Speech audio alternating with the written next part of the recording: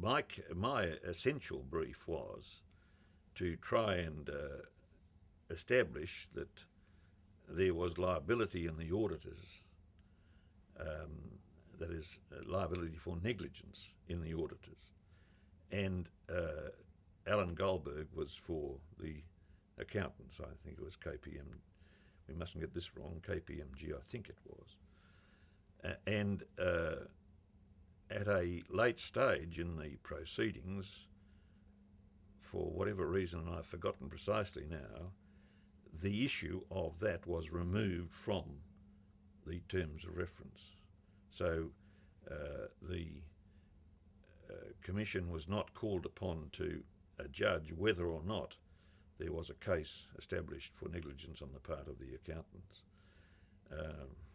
But there were lots of other things in that commission which would take a long time to explain.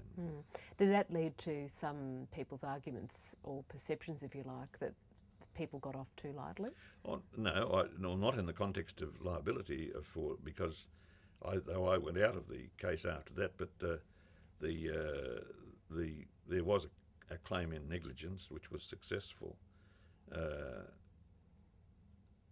It was a commission which was notable for the fact that Sue Crennan, I think, my very good friend Sue Crennan, was counsel assisting, and it's one of the few commissions in which, and she won't mind me mentioning this, that their recommendations for prosecution were rejected. Was that surprising, do you think? Was a bit, but it happened. And that was that? Yes. Yes. You worked a great deal with royal commissions and inquiries, as you mentioned, and I mean, did you find that to be a particularly favourite area of work? Did you like that as compared to, say, arbitration and mediation, which you've also done a great deal of? Oh, if I had to choose between royal commissions, arbitration and mediation, I think I'd pick arbitration first. Mediation certainly last. I am not an espouser of mediation. I think. Why is that? Well, I think that the problem with mediation is that it is not possible, generally, to produce the atmosphere which exists at the door of the court. And until that atmosphere is produced, there is not complete control of the case by the representatives. Put another way, I would always say that a case in the hands of competent counsel, A against B, will be better resolved rather than by alternative dispute resolution. That might be something of an heretical view, but that's been my experience of mediations, and I think that mediations often, certainly in the case of where an insurer, for instance, is on one side and the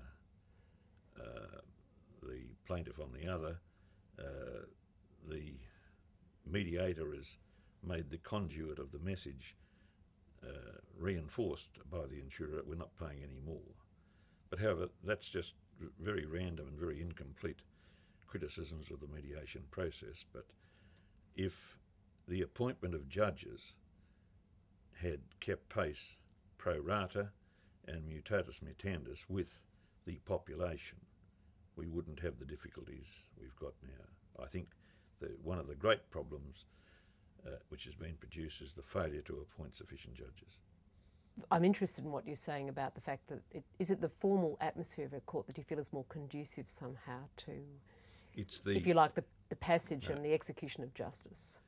No, it's the tension which is produced in the party, initially the plaintiff and then the defendant, that they are going to have to go into the box and be sworn and give evidence. It's then that they see, and indeed their advisors see, with a greater clarity than in the shuffling beforehand, of the pros and cons of the case. I might say that back in the old days, very often the insurers, be the State Motor or club or whatever, they were late in getting instructions to the defendant's counsel because they might have lost the file or whatever, and consequently a plaintiff was often, when I say forced, his counsel said, okay, well, we're going on. And then the plaintiff has given his evidence and then they find the file. But it's a different situation then, because he's had his day in court, he's seen what it's like, and he's quite prepared to hang in, or she is quite prepared to hang in there.